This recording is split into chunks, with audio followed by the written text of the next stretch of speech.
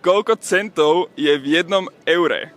1002. Jo, what's up, s kým tu dneska som? S Martinem. Martin, čau. Mateáš. Mačka je za 200, oko je za 500 korún a tekvica je za 1000 korún. Ale není to také jednoduché, nevyhráte to len tak, dávam ešte 3 otázky ohľadom Slovenska.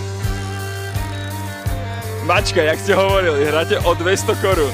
Ty už netočíš, to už ste potočili. Dobre, prvá otázka je, kedy bola dostavená diaľnica z Bratislavy do Košíc? Rok 1993, to je prvá možnosť. Druhá možnosť 2004 alebo 2020. Co si myslíš? No, Bčko. Já bych taky dal Bčko. 2004? Správne! Aká rieka preteká cez Bratislavu? Vltava? Ne. Ne. Hornát? Ne.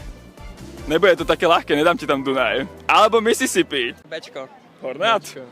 Tiež správne, jak si to vtipli, prečo Mississippi nie?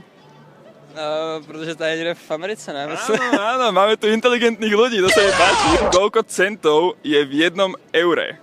Eurá, viete, iná mena.